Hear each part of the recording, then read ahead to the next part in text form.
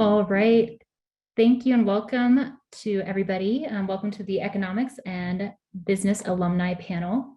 Today's event is brought to you by the Department of Economics and Business, the Colorado School of Mines Foundation, and the Mines Career Center.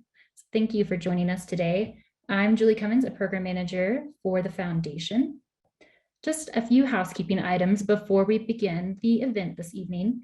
So after the panelists introduce themselves, we will open up the floor for questions from the audience. Please feel free to place your questions in the chat box, or you can also raise your hand and we'll call on you. Until that time, make sure that you are kept muted unless you have been called on to ask a question. After we have the open floor Q&A, we will go into breakout rooms for the last 15 minutes of the call. Each breakout room will be assigned to a panelist, and attendees will have the opportunity and ability to go into the breakout room of their choice. We'll stay in there for about 10 minutes before we come back to the session and close out with any follow-up and additional questions. If you have any problems accessing the breakout rooms, please feel free to let me know, and I can also manually put you into a breakout room of your choice. So for now, thank you for joining us. I'd like to introduce our moderator for today's event, and it is Wendy Winter-Searcy, the director of the Mines Career Center. We're really happy to have her here. So thank you for joining us today, Wendy. Thanks, Julie, and thanks to all of our amazing panelists. I'm very excited to get to know them a little bit better and hear about their paths and their stories. So I'm the director of the Career Center at Mines, and I am just delighted to introduce our 4 alumni panelists. I'm going to start with Cameron Afkami. He earned his bachelor's in engineering in 2010 and a master's in engineering and technology management in 2016. His current job is manager of data analytics at Aries Management Corp. So we look forward to hearing from you in a minute, Cameron. We also have Layla El Ashmawi. She has a degree from Mines, the Master's of Science in Mineral and Energy Economics. And she also, that was from 2016. She also has a Master's in Petroleum Economics and Management, dual degree from IFP in also 2016, and a Bachelor's in Civil and Environmental Engineering from Arizona State. Her current position is project manager at New York State Energy Research and Development Authority. We're really delighted that she can join us virtually. That's one of the great things about this format. We also have Josh Parrell. His bachelor's in engineering with civil specialty was from 2003 and a master's in mineral economics from 2008. His current position is partner of the investment team leader at Resource Capital Funds. And finally, we have Ryan Zorn with a bachelor's in mineral economics from 1996, and his current position is principal at Bayou Insights.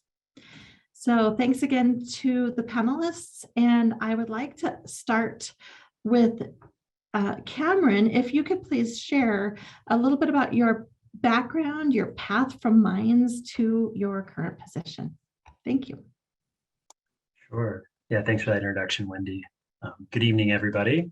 Nice to be with you all this evening. So I started at Mines back in 2006, pursuing a mechanical engineering degree. And when I was graduating, it became very clear that I had a phobia of going into corporate America. So I took a pretty non-traditional career path. I went and worked at bike shops and raced bikes, which actually ended up being a good transition for me because I ended up building quite a community around cycling and ended up in an engineering job for a small bike company up in Boulder, which they ended up getting acquired by Specialized Bicycles, if you've heard of them before. But through that experience, I got to work in a lot of different capacities that I wasn't even aware that engineers could work in, and got to learn a lot, wear a lot of different hats, and not only learn a bit about what I liked, but also what I didn't like, and what I found to be challenges that ended up making, helping me decide to move on from cycling. So back in 2016, I left cycling and went back into a master's program at the in the ETM program. And it was a perfect time. It's kind of like a retrospective on the first part of my career. Got to put a lot of formality and learning around a lot of what I experienced in those first 5-6 years in my career. And also switch gears into working more in the financial services and asset management space, which is where I've been since leaving the master's program. I started working at Oppenheimer Funds right out of the master's program. Was a business analyst there, kind of playing the liaison between our capital raising team, so our sales team, and our technology teams. Kind of speaking both languages was the goal. And ultimately got to play many different roles, product owner, and then learn a bit more about data visualization and analytics. And now I'm at Ares Capital Management, been there for about 2 years now, and I'm growing a team to help do visualization and analytics for their capital raising and their real estate investment teams. So yeah, a little bit about me. I believe next up was Layla. Yeah, thanks, Cameron. Yeah, thanks everybody for joining, and thanks to the program for having us. It's cool to see all the different panelists and alumni. I was pretty impressed as you were reading everyone's. Hi, Kathleen. It's great to see you guys. A little bit about myself. I have a background in civil and environmental engineering. Out of my undergrad, I went to work in the oil field in South Louisiana, going offshore to oil and gas production and exploration platforms. I did that in the Gulf of Mexico, and then my company transferred me to Qatar, and I did a similar job in Qatar for about 2 years. And if you guys remember, in late 2014, 2015, the oil price it completely collapsed. And so I was one of the many oil field workers laid off in that downturn. And so then I decided now's the chance to pivot. Oftentimes when you're an engineer and when you are a field engineer, especially in that culture, it can be very difficult to pivot, and you'll feel maybe a little pigeonholed. So I was looking for something to allow me to do something different. And then I went to the MINEC dual degree with IFP school in France to do petroleum economics and management there, and mineral and energy economics in Colorado. So I was in Paris for about 8 months of the program, and in Colorado for about 8 months. I think the things that I gained during that time that have been the most important and transformative for me are skills around data, writing, making slides. Just want to emphasize doing those things again. It was really great. You gain a subject matter expertise in how to have some high level conversations, talk about different scenarios, understand more around geopolitics.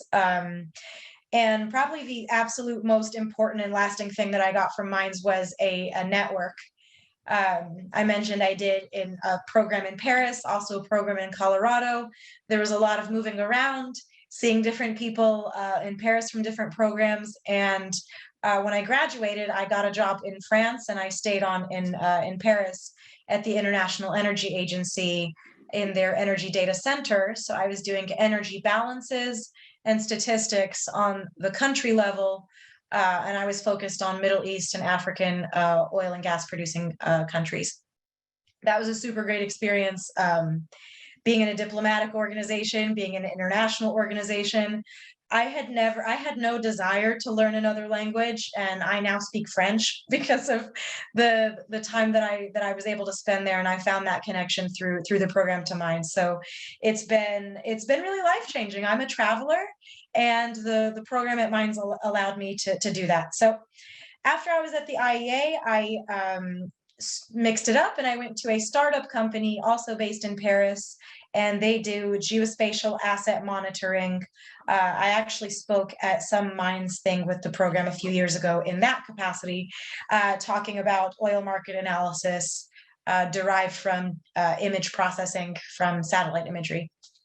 So I did some global oil market real-time monitoring, mostly using data around crude oil stocks, but also fracking data and crew data from the US.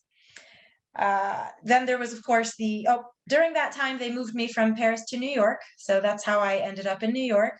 I moved here in January 2020. And as I feel like everyone kind of has like a pandemic shift or a pandemic story that is very transformative. Obviously, it was a time for a lot of reflection. And I, at that time, actually explored doing some career coaching and talking around mostly helping people deal with transitions, whether that's going back to school, coming out of school, quitting a job, being laid off from a job, or just wanting something different. That's been a common theme throughout. But nevertheless, I did that for a little bit. And also knew I wanted to pivot away from oil and gas and do something a little bit more meaningful and also provide myself a little stability because I'd been moving around a lot. And I found the New York State Energy Research and Development Authority, which is where I am now. So I work for the state government on the offshore wind team. So I do what is called the request for proposals. In the state's clean energy portfolio, they have a target of certain resources and statewide general decarbonization goals. I help them enact their offshore wind goals, which at the moment is to procure 9 gigawatts of offshore wind by 2035. So I write the request for proposals of what developers need to respond to for the state to buy their project. So that includes a fair amount of transmission and grid planning and considerations for how are we going to get these things plugged into New York City and Long Island, which is one of the most densely populated areas in the world, certainly in the country. So I've been learning all about power, transmission, labor. You're building a brand new industry, supply chains, stakeholder engagement. It's really exciting to be like running the state's program. So I love that role of all the different things I've been able to do. I really love it very much. And I just want to say, we are recruiting. We are growing super fast. Energy transition in New York is really real. So if anyone is interested in renewables, interested in New York, I'll stop there. You know where to find me, but we are recruiting for many, many roles. And I often think about, I've reached out to most of my classmates from Mines, but I know the program produces like extremely quality folks. So I feel like I went on for a while. I'm supposed to pass to Josh now. Thank you. Thanks. My name is Josh Parrell. Before I go into my background, I should say, Layla, it sounded like your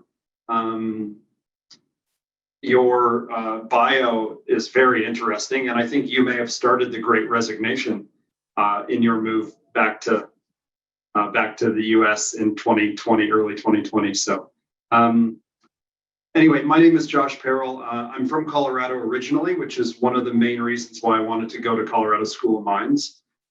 I grew up in Fort Collins. I went to Mines for my undergrad, which was in engineering with a civil specialty. I did that and graduated in 2003. Went and worked actually in an underground project, driving a tunnel boring machine in Southern California. So I did that for a year through the San Andreas Fault. It was really cool experience, but wanted to sort of head back to the mountains. And so I joined a company called Lafarge, which is a mine construction materials company. At Lafarge, I was doing a variety of things, but mostly working on small sand and gravel and aggregate plants, kind of on the western slope of the U.S. Much like that show Gold Rush, I was basically doing that. I was just operating a front end loader and working in a really small team, basically making bigger rocks smaller, which was pretty interesting, but backbreaking work and not something that I wanted to do for my entire career. So I, at that point then, decided to quit that job and go full-time into a master's degree. So I went back to Colorado School of Mines and got a master's degree in mineral economics. And for me, that was really a pivot point. I went from, well, literally working in the field, which was great experience, but really opened my doors, much like an MBA does, I think, for a lot of people. For me, this was the mineral economics degree. And so with that background and the network actually that occurred even while I was still a student, I was able to meet a bunch of people, including the group at RCF, Resource Capital Funds, which is where I currently work.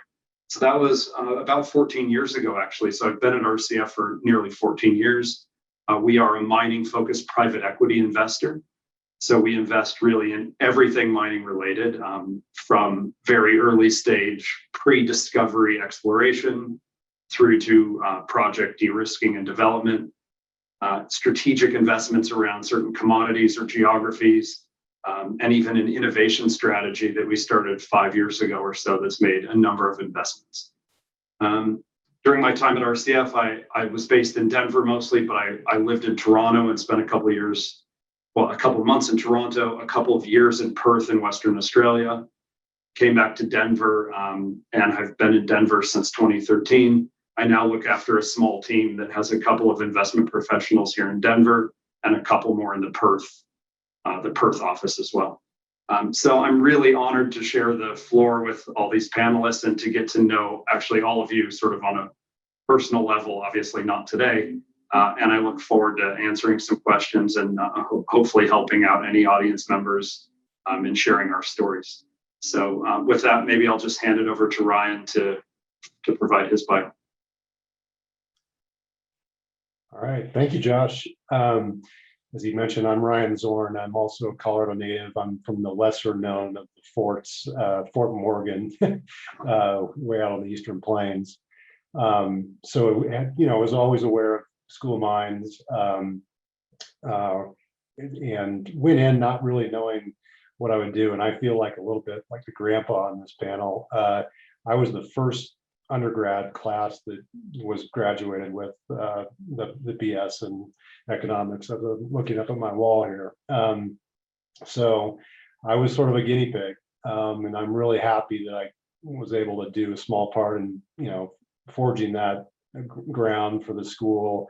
I also was working on a double major in petroleum engineering, which I'm also thankful that, you know, I kind of coupled that at that point in the degree's life with something a little more technical, which obviously Mines' reputation is so solid out in industry and society in general about, you know, folks coming out there with technical degrees. And so that really helped me early on in my career because, you know, graduating from a technical school with an economics degree looked a little strange. And but really my career has been split up in thirds. I got right into the analytical elements and investment parts of the oil and gas business. The first third of my career was really spent doing equity research. Most of that was with an energy boutique bank called Simmons and Company, which has since been acquired, I think, by Piper. So it's not really called Simmons anymore, but it was the name on the door, Matt Simmons. If some of you may have come across a book called Twilight of the Desert, which Matt was a really tenacious kind of energy student and had some real defined views about the world that, you know, this is all pre-shale, that sort of, you know, like all projections, they're wrong. But it was interesting to work for him, and I got to learn how to ask questions.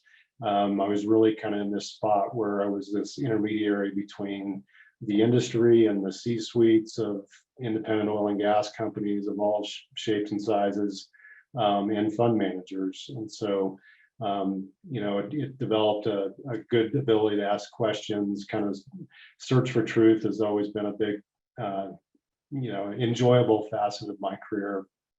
And also, you know, allowed you to develop some pretty thick skin too, because again, those of us in the projection business are often wrong, and you know, people that have different viewpoints and challenge those. And so that was a really good way, I think, to cut my teeth in generally my 20s. I then transitioned and became a fund manager and managed hedge funds for about 7-8 years, and all energy focused again, very fundamentally driven, sort of an investment, you know, screening process, and had a good run doing that.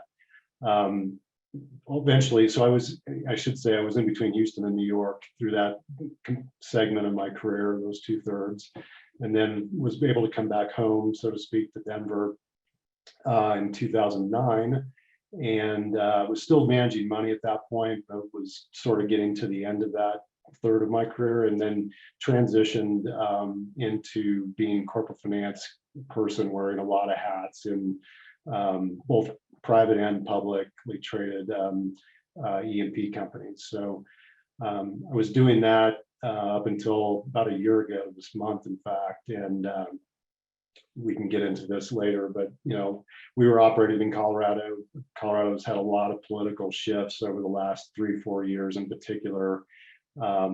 And so we had an investor group that sort of just lost its appetite for the state, and we found ourselves out of a job. So I've been sort of thrust into free agency in the last year, and that's Bijou Insights is my little consulting company. And so I'm doing kind of a wide variety of projects for people. And, I think it was mentioned earlier, the network that Minds blesses you with is really outstanding. And of course, what you do with that is up to you as you, navigate your career. But I would just really emphasize, focus on that and be available to people. You've got a lot of advantages, I think, relative to people who come out of a big university, and some have, everybody's reputations are certainly different, but you do come out and you have that step ahead, I think. And I would just really encourage you to really pay attention to that as you begin your careers or continue it, because that's really served me well when things didn't go as planned. In the last 12 months, I've had a lot of people who have been very generous to reach out and provide some of this work that I'm doing today. So I'll stop there and look forward to your questions. Great, thank you so much, panelists. That was amazing to hear the journeys that you've been on. I'm going to start with one question that we had already sent in, and I think I've heard some themes already. The question is, how did Minds set you up for success in your current role? What did you learn in the classroom that's applicable to your current position?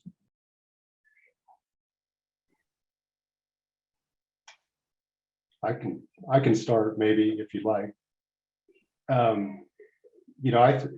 I always felt a little inadequate at Minds. Part of the reason why I ended up in the economics degree role is I had a tough time finding a track.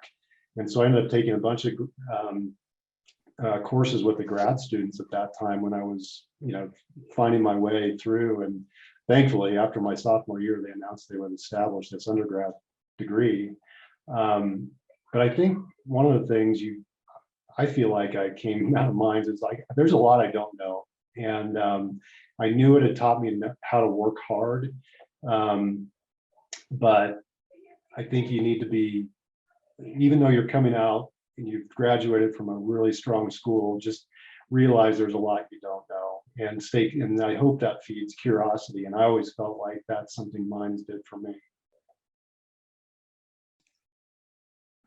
I might jump in. I think it's important to recognize all of the different parts about going to school, because something I find myself doing a lot now is thinking about the state's strategies and goals of what we want to implement, and having conversations with consultants, with lawyers that make sure these things are all locked down for the state's actual contracts. Is we do a lot of talking through scenarios.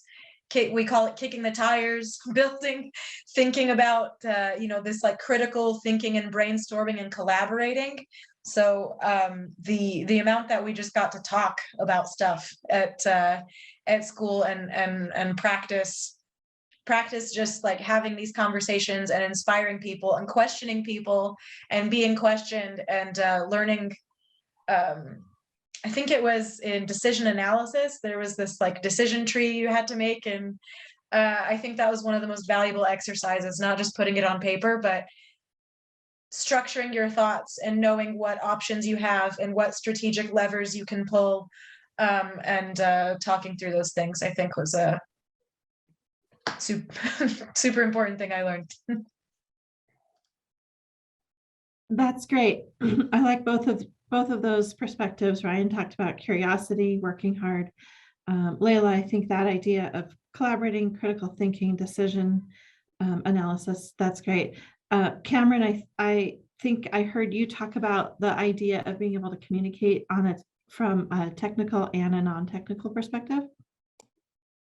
Yeah, absolutely. There was, as I also mentioned, like, I felt like going back to the ETM program was kind of a retrospective on my first part of my career. And one of the big things I had learned was, I came out with a more engineering mindset, went through the whole process of building out a web application with some contractors where where we would help, this was back in my cycling days, where we would help to select the appropriate bike and configure it for a rider virtually. So they wouldn't necessarily have to have the bike in front of them.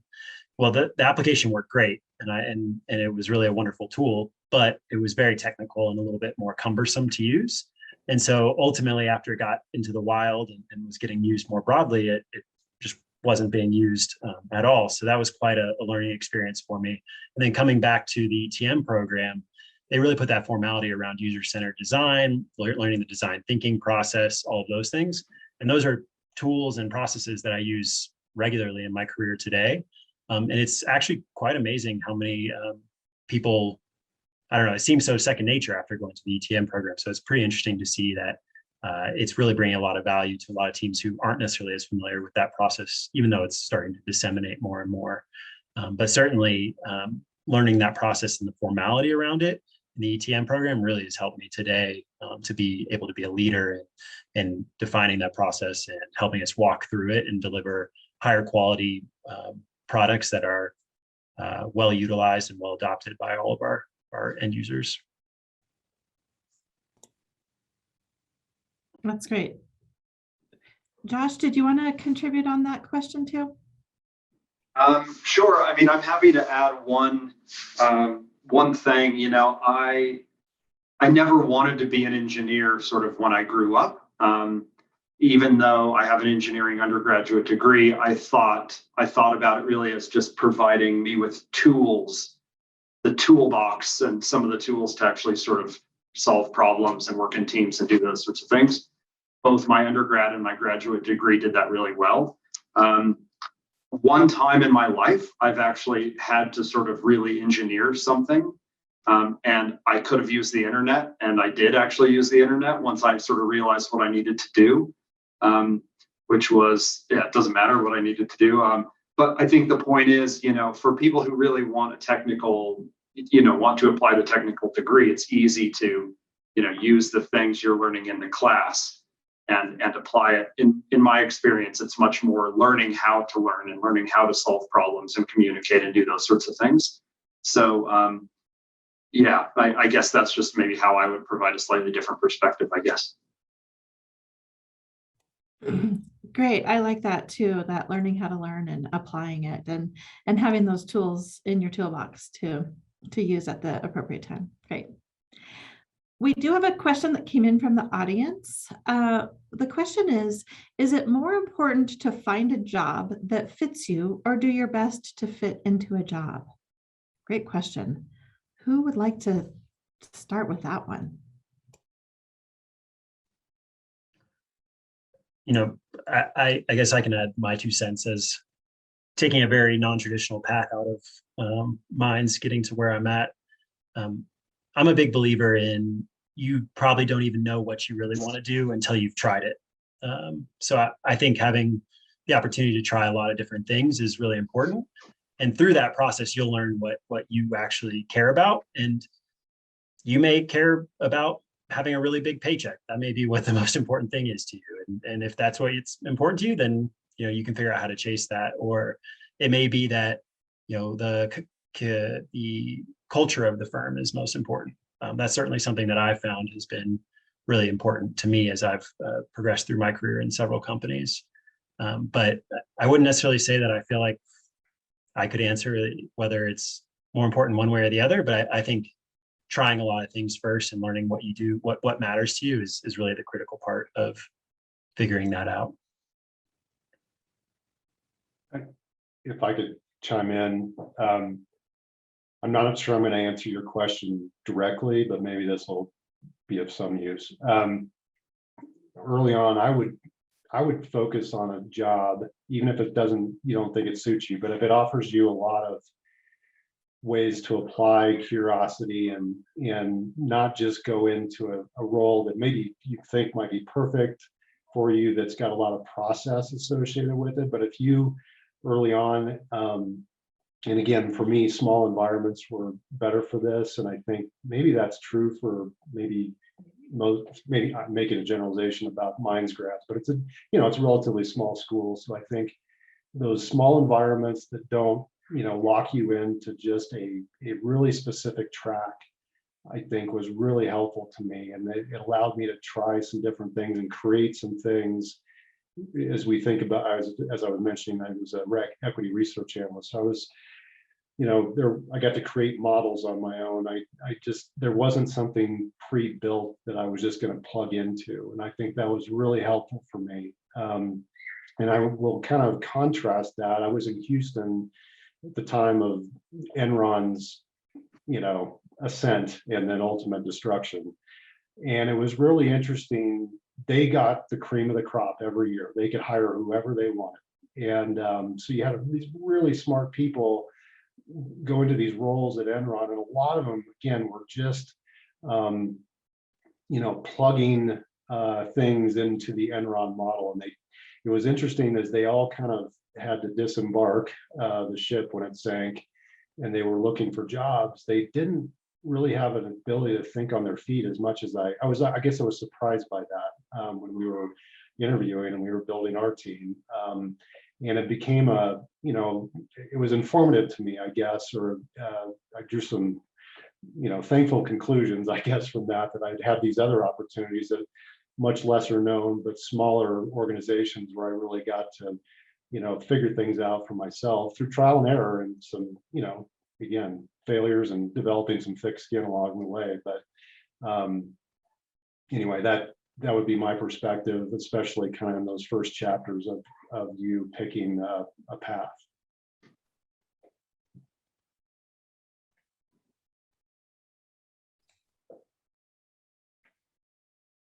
I might say just a couple other pointers on this subject. That it is good to really do something, but you can always change. Like if you find yourself in a position that isn't supporting or nurturing your growth or your development, or it's not doing it for you, you can always change. Sometimes we think we're in this mindset of like being job seekers versus the sought after talent. And it's important to like recognize that you don't need to be a job seeker and you don't need to be a job settler if you're in a place that's not good for you. But like you're the talent, and think about what's important to you. If it's culture, if it's developing your skills, like Cameron was saying, if it's define what your priorities are, and know that you hold all the cards. Like you have such a bankable skill set that you don't need to be in a position of trying to adapt and fit a job. Of course, you need to be flexible, but you can also have a lot more authority and control over where you go.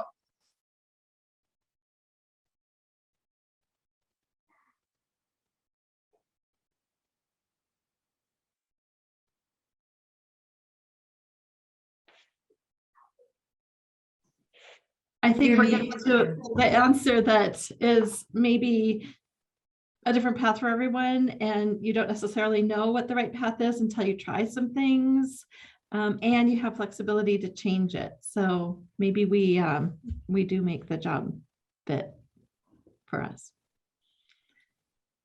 Josh, anything else on that one?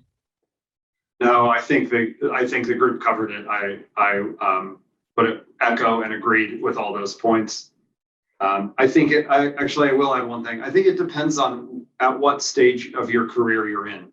I think, when you're early in your career, I really like Layla's point. I do think maybe you are slightly more of a job seeker very early in your career, and no one should be in a role that doesn't fit. But sometimes getting that experience and sort of learning what you like and what you don't like is important. And so maybe first 5 years of your career, maybe you're trying to fit in a little bit more. After that, it's much more finding the right fit from a culture or other perspective that, again, the rest of the group touched on. Excellent. Thank you. I have another question from the audience. What are some skills you didn't learn at Mines, but you found very useful in your career? And a couple examples, Josh and Ryan as well, learning finance skills, the equity research, and those components. Yeah, sure. I mean, I'm happy to touch on this. I would say, the things that I've done in my career from, operating equipment. I mean, I obviously didn't learn to do that at Mines. Problem solving, I did. So again, the tools that I learned at Mines, I applied in another job. Some of the master's degree work that I did had some stochastic financial modeling. And I know there's additional programs on mine valuation and asset valuation. A lot of those were very easily transitioned from sort of the technical work in the classroom to actually applying it.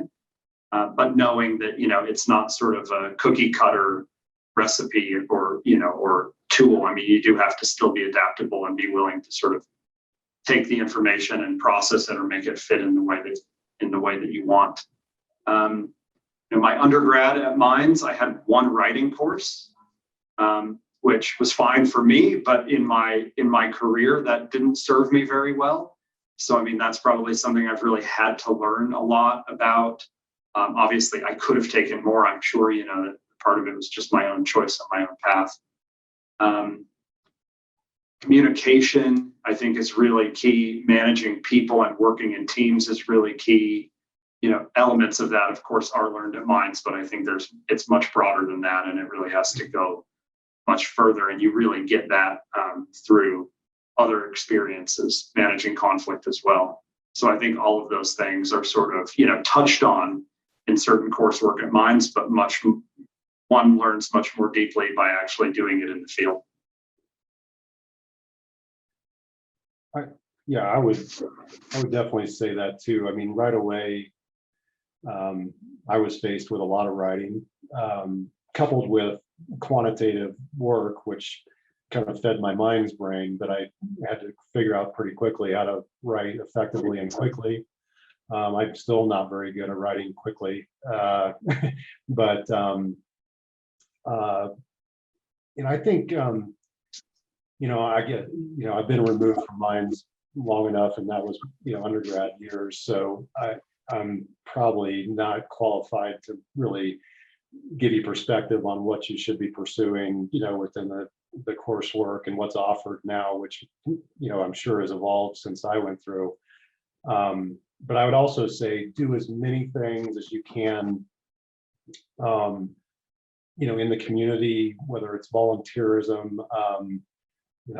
I was a walk-on basketball player at Mines and I really say practicer because I was the worst guy on a very terrible team in 1992, and but those social interactions and that learning how to work as a team, even when there wasn't any sort of success, I ended up refereeing a lot of basketball just to make money. After I got pushed to the side, deservedly so, when they were getting better, but do some extracurriculars. I mean, as much as you can. I know it's hard to work in all those things you probably might like to, but those things will serve you well. It builds your resume. It'll round you out, and those are just growth opportunities, I think, for you as a contributing member of not only a professional society but society at large, and that's as important as anything.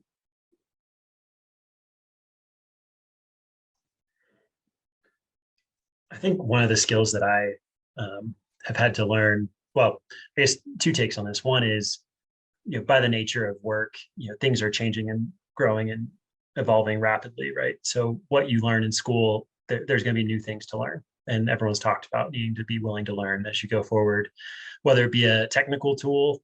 Like when I was in school, there were like Tableau or Power BI, those types of tools didn't really exist. And now those are things I spend a lot of my day in. And then the other one, which I know we talk about in the ETM program, but again, I don't think you can learn this from a classroom, as was said before, but was learning your corporate environment, how to get things done, learning who to talk to and who to ask, who's the decision maker, whether it be just in your technology stack or actually within like your stakeholders and the people who actually decide what technologies to pursue and things like that. So just my 2 cents. A lot of sense. Yeah. I'll add, no surprise, we all mentioned writing. I might be like a little bit specific. What I think is super helpful is like writing a briefing, not writing a detailed report, but like being able to summarize a decision or lay out a set of options or explain a strategy in like 1 to 3 pages, being able to communicate with leadership. And then of course, right, on the job training, I think there's an amount of like maybe patience and maturity that comes with not just the on the job training of the different systems you use and knowing who to go to and communicate for this and how the whole like an organization is an organism, like how is it all working together, but like why is it working, to understand like the motivation. There's so many different pulls and agendas and different stakeholders you're trying to appease in different reasons. So sometimes at the level that you're at, things feel really confusing, and it's just part of learning to ride the wave and understand that there's like big forces out there or things that are beyond you. And sometimes things have a reason, sometimes they have a good reason or a bad reason, but the more that you can have understanding and appreciation of that, I think shows understanding and maturity when you're in a professional environment. And those are the people that get like respect and are trusted. When things get rocky, people know that you're solid and you understand and you see the big picture. I think even if you still have to pay your dues and climb up the ladder, but when you can show that that maturity early on, it's a game changer. Yeah, absolutely. That's great. Here's another great question from the audience. How would you recommend I try out or gain experience in your particular line of work, like through a summer job, internship, that kind of thing?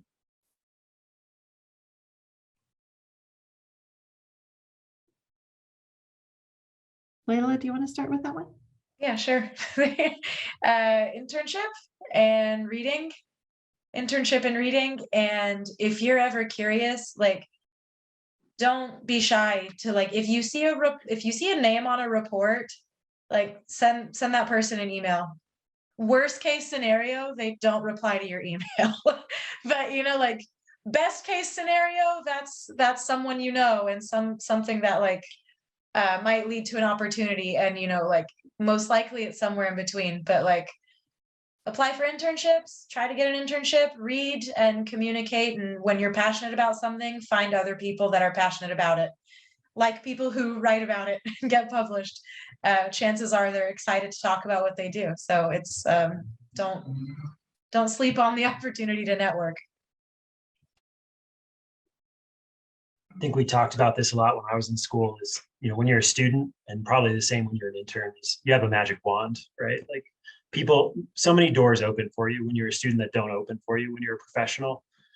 So take advantage of that opportunity. Certainly, if you're an intern with a company, hopefully your manager will help you facilitate some of those introductions, but don't be afraid to jump around the company and try to meet people in many different departments. And then I think Ryan actually said this earlier, like prioritize jobs this is what I inadvertently did and didn't know I was doing, but prioritize jobs that give you a wide variety of experiences early on. So ask those questions when you're interviewing for a job. Understand what you're getting into and what they need. Don't just, say, okay, well, will you hire me or not? Like try to figure out, is this the type of job that's going to give me a lot of opportunities to learn, so that you can prioritize that and get that experience out of your opportunity.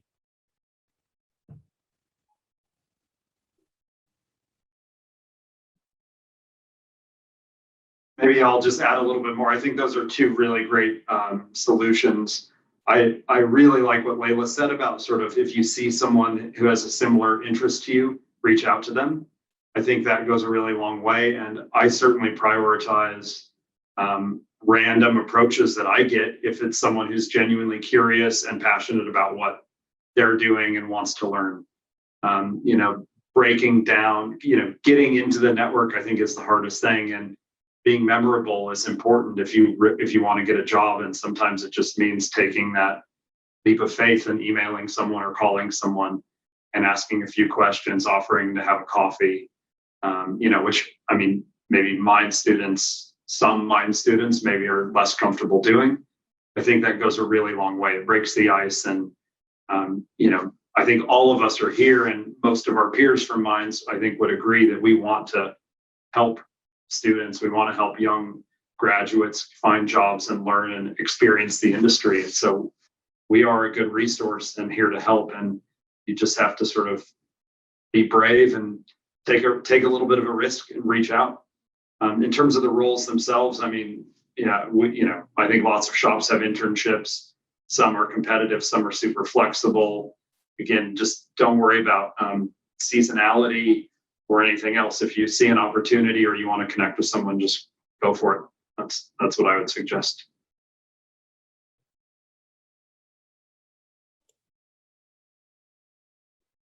Great advice. Ryan, did you have anything to add to that? No, I think that covered it. Thank you. Oh, okay, wonderful. Next question I got in from the audience. What personal growth did you gain by pursuing a master's degree? In terms of, I think several of you had gone into the workforce and then came back and returned to academia. So Cameron, do you want to start? Sure. Yeah, I think to your point, getting your master's degree, the value is, at least in my experience, very dependent on what your experiences were and what you can use to draw on when you're going through those classes. It was a really great opportunity for me to go through and understand a lot more about some of those struggles that I had, whether they be just developmentally at the company and why, as Layla was talking about, why I wasn't, why I felt like I was being jerked around and things like that. Not really understanding that and getting that formal, that year of time where I wasn't in the middle of it to really reflect on it was really helpful, as well as getting to put like a little bit of, the blocks together to understand more of, why did things go the way they did in terms of the actual execution of the projects or the result of those projects. I think coming back to it and having all that experience really helped add context that helped me to get a lot more out of my master's degree than I would have straight out of undergrad, in my opinion.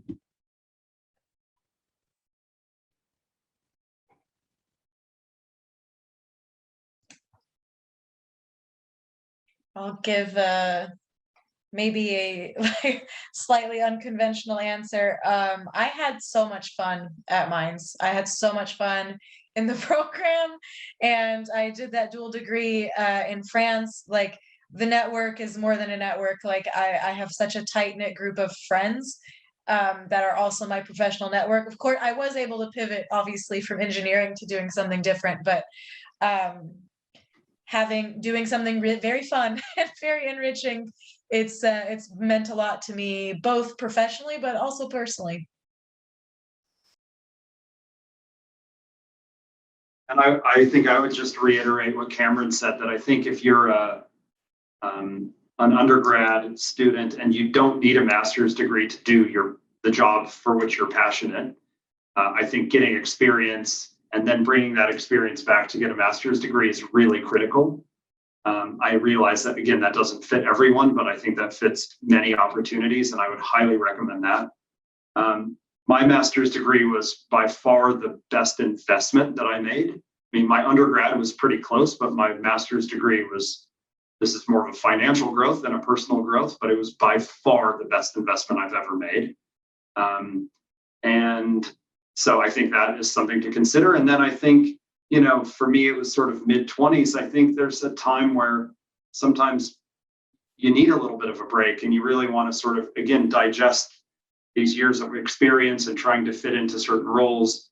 And so for me, going back to mine's full-time also enabled that. I was able to really just start fresh, kind of hit reset and really use it as an inflection to sort of remarket myself, I guess, for the roles that I wanted in the future, not the roles that I had had in the past.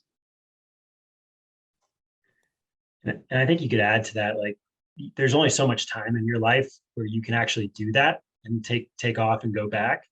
And like, I would love to do that again right now, but with a family and a mortgage and all those things, it becomes a lot harder to do that. But when you're in your 20s, as Josh was talking about, like, it's a lot, it's really a wonderful thing. I couldn't agree more with what you said, Josh. Great. So it sounds like a personal, professional, financial investment that allowed you all to take on new roles, which is super exciting. And we've got some great questions from the audience. I've got another one here, and please feel free to continue putting them in the chat if you have questions for our panelists. But this question is, what future do you see for the job market in this career? What trends do you see developing over the next few years?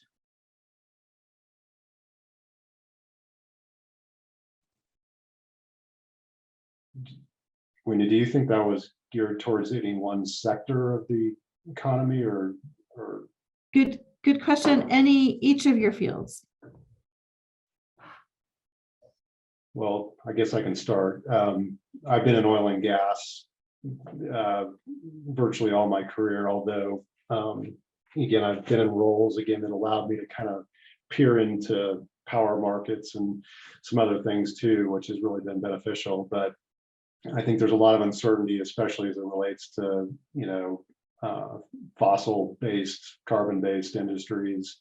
And, I think there's, genuine worry, excuse me if I can't spit it out. But I do think, there's still 3 billion people in the world today that cook over a campfire.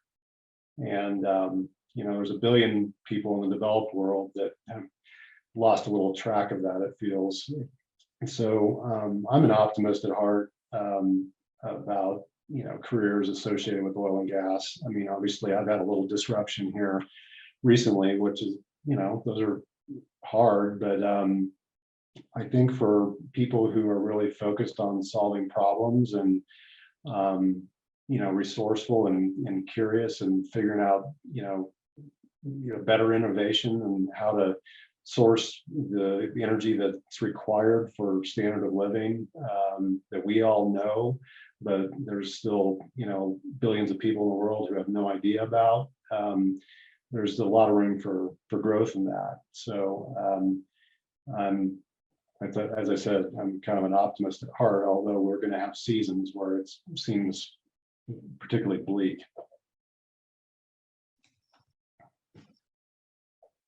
I'll ride that wave and just say, energy underpins all economic activity. It is like the energy industry is growing, it's transforming, it's up and down. It's like, I think there will always be work in all energy. It's so, like it's like the backbone of our whole society. So at least on the power sector, I'll like maybe zoom in a little bit on what in my area, renewables is really booming. And in the power sector, you are growing the electricity demand in total as other economic sectors are transitioning and electrifying with electric vehicles, as like industries are using more electricity more and more, right?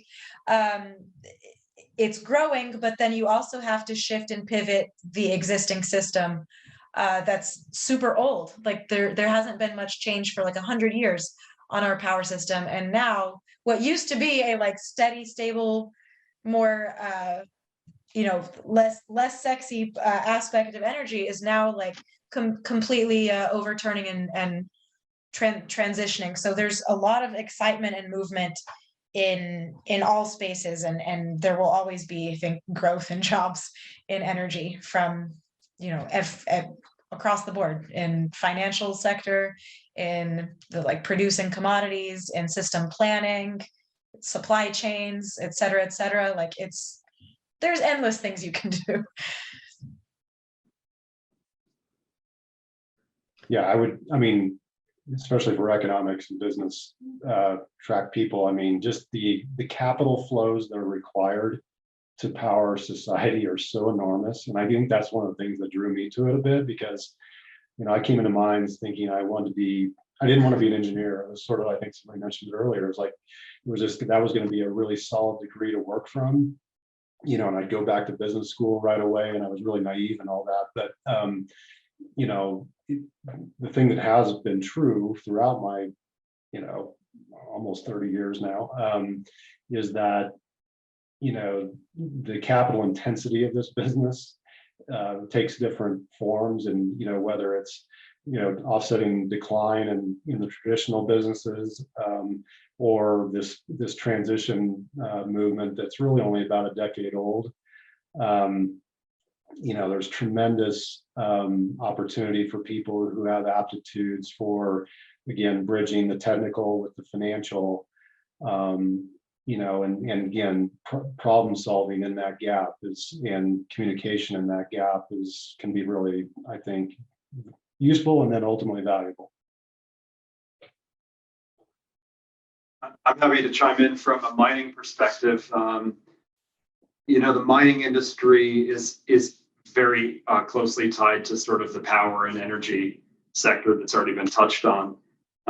Mining, I think, is going to remain volatile, but much like the energy and power side of the business or the economy, it's going to remain a key part of globalization and development going forward. So I think, decarbonization, energy transition, energy storage, electric vehicles, all of those sorts of things require a lot of mining and a lot of other things too. But I think it's going to remain a very positive and innovative and change-driven sector as we look forward, especially if you want to focus a little bit more on some of those energy transition type metals and subsectors. My other sector is the finance industry. And I guess in a way, I've never really thought about it like this, but in a way, I'm maybe slightly more negative on the finance industry. I do think that competitive advantages are being eliminated. It's a lot more competitive, and making windfall profits as a fund manager is really, really hard. And so even though there's really wonderful elements of the job, it's getting more and more competitive, and fees are being reduced, and carry is being reduced, and taxes are changing. So, I'm probably more positive on mining from an innovation and an innovation standpoint. And the financial side of things, I think it's going to remain competitive, but a little bit more selective, and some, bots maybe taking our jobs here at some point in the future. I'm by no means an expert in the financial sector space. I know that there's the company that I worked at before, Ares. They were a more traditional 40 Act mutual fund company, and exactly as Josh was saying, fee compression, things like that were huge, and I was not necessarily seeing a bright future there. But I do think there are sectors within it that may have more longevity and future growth. I know in the alternative space, we're expecting lots of growth over the next 5+ years. But that being said, the other way I view my job is not necessarily industry specific, but more like skill specific. As a data analyst and data visualization, I'm fairly confident I could get a job in a lot of different industries with the skills that I've built. And I think there's only going to be lots of growth in, there's so much data being generated everywhere. I know that's been a trend for a long time, but it's just amazing to watch how many companies are stuck in spreadsheets and how many of them aren't able to literally, I mean, one of the heads of our capital raising team at our firm, he gets his updates by a spreadsheet by somebody who updates the value in one cell after each closing. I mean, it's amazing. I mean, we're changing that right now, but there's so much of that that's going on, and we're I think we just crossed 300 billion asset manager. I mean, it's kind of incredible to see how much need there is, and that's not going anywhere. It's just going to grow and become more and more needed. So.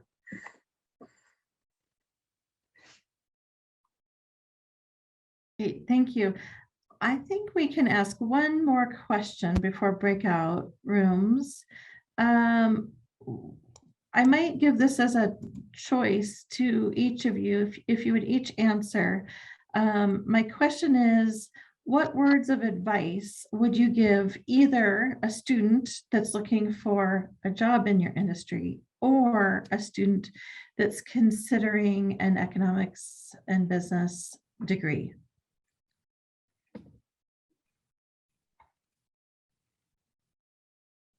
Or if you really want to answer both, that would be fine too.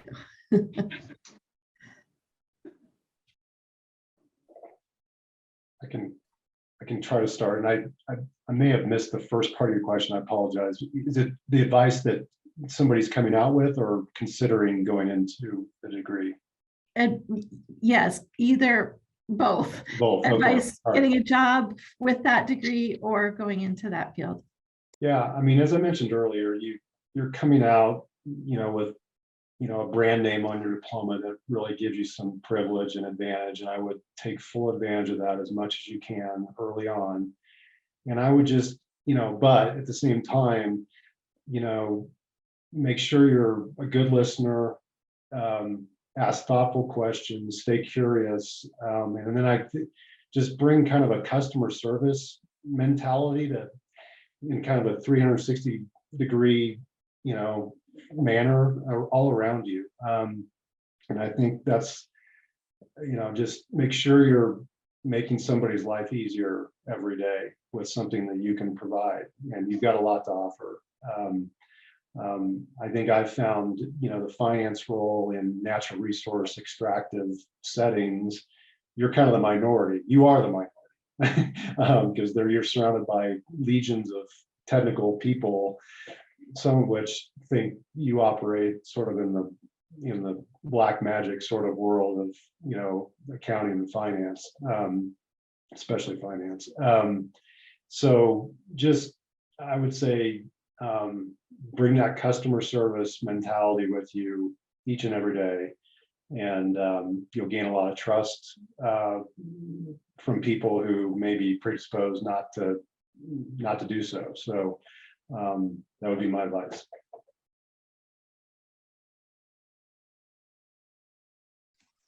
I love that advice, Ryan.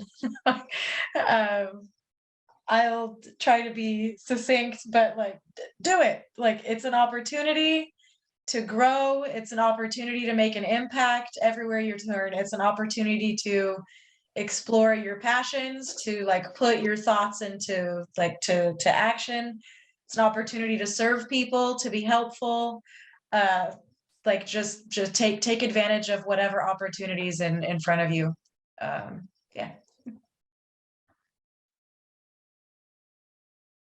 Well, I'd say the same. I think you just have to take the risk. I mean, I think we've all touched on the personal and financial benefits of master's degrees and econ and business degrees. Take a risk, be curious, ask lots of questions, follow your passion. And if your passion is sort of in any of these sectors, go for it and it will serve you well. I mean, that true passion comes out and people can see it. So I don't know if it's changed, but when I was going through the ETM program, it was just it was 1 year, 2 semesters if you were full time. And I think it's hard to find a better ROI on a master's degree than to get a master's from Mines in 1 year. And it's a state school. So if you live here, it's a lot more expensive than it was when you were an undergrad probably, but it's certainly a better deal than trying to go to a private school or out of state. So certainly would do that. And I think we've already spoken to all the benefits of taking that time away from your career to reflect. And, and I guess maybe I would add to that, like, if you're going to take your time to step away from your career to do this, go all in. You're not just there to get a degree. Like, make sure that you're spending the time to reflect, that you're putting your effort into your classes, that you're not just going through the motions. I mean, sure, you can get the degree and walk out of there in a year and be done with it. But the amount that you'll grow as a person better, that you'll be as an employee and in your career long-term because of that will be shown tenfold if you just spend that time on it. We had one more audience question that we can, if you didn't get answered, maybe we can ask now, which was the question was, if you have recommendations for professional organizations or associations to help with networking. Do you all want to answer? Anybody have a professional organization that comes to mind? Yeah, Wendy, I'm happy to throw out my opinion. There are a lot that are mining related, SME, lots of others. I actually think the best networking is actually at the events. And so I would probably find actually a conference that's sort of open to kind of generalist people, right? Not invite only, for that specific sector that is of interest, and actually try to go to that. That way you can meet, other students, people from the academic side of the industry, operators in that business, investors in that business. It's just a really high impact way to establish a network. If it's mining related, I mean, there's definitely several that I could share with people. I don't need to do it now, but people could reach out. But my guess is other sectors have sort of a similar approach. Great, thanks. I like that. Cameron or Ryan? I don't really participate in professional societies, but I do participate in several like user groups of some of the more common tools that I get involved in, like Tableau user groups. There's lots both locally and nationally and internationally. Same thing with all the Microsoft products and things like that. Great, another good perspective, user groups. Yeah, I could, it's kind of the same as Josh on various trade-oriented organizations associated with oil and gas business. I would say, because you're local, generally, like Denver Petroleum Club will have a lot of different speakers come in, and I think they're pretty receptive to students attending those things. COVID has, derailed a lot of stuff that, has happened and or would have typically happened. But yeah, I think there's plenty of things. And the other thing I would say, this isn't so much networking, but there's just a lot of good reading you can do about the particular sector that you're interested in. There's just a lot of, think tank type of, entities out there that you can digest quite a bit, and I think it'll give you more confidence to go have conversations with people who obviously you're trying to connect with, and probably equip you with some knowledge and maybe some concepts to question, and just door openers a little bit. That's a little bit of a ramble. Sorry about that.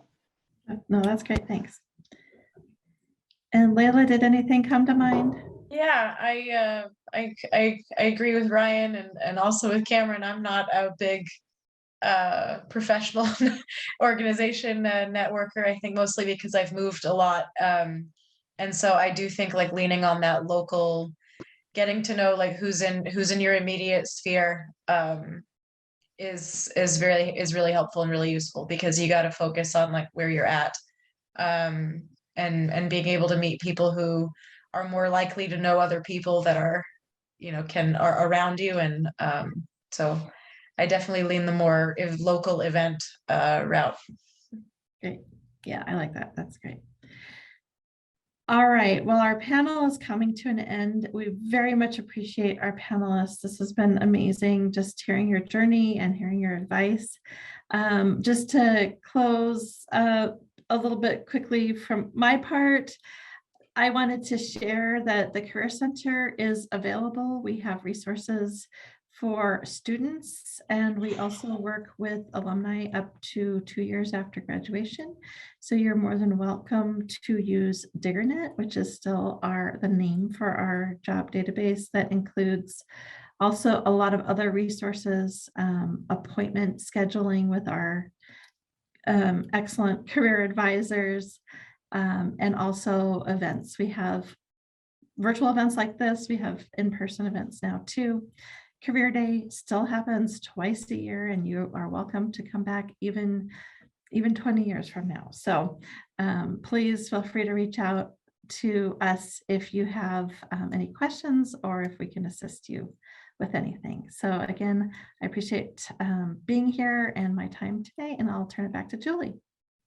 Thank you so much, Wendy, for also serving as our moderator today. We really appreciate you giving your time, as well as also the panelists for being here. So the panelists' contact information is on the screen. They have been gracious enough to give that out for anybody to contact with extra questions, anything that might not have been asked during the event. Definitely feel free to use it and use it to your advantage for networking, advice. Thank you all for giving that to us today to share with the attendees. So also to follow up a little bit about the Minds Alumni job resources. So as Wendy mentioned, the Career Center helps with 2+ years, up to 2+ years. So the alumni, the foundation, the alumni office within the foundation steps in and helps then for those who are 2+ years out. We offer job resources on the weare.minds.edu website underneath the career tab. And really good news is that we are actually transitioning our job board from our current vendor over to DiggerNet. So everything will be housed within the same area. There'll just be 2 different selections for alumni and for students. So soon we will have all of our jobs posted on the same job board, and there won't be any transition. But if you do have any additional questions on what other resources the alumni office of the foundation offers, feel free to reach out to me. But I would like to go ahead and end it here. I want to again thank you, Wendy, for being here, and thank you so much to Cameron, Layla, Josh, and Ryan for being here with us today. And I mean, Layla, also you're on the New York Times, so this is pretty late for you. We appreciate each one of you being here and giving your information and your advice to the students. Have a great evening, everybody, and thank you.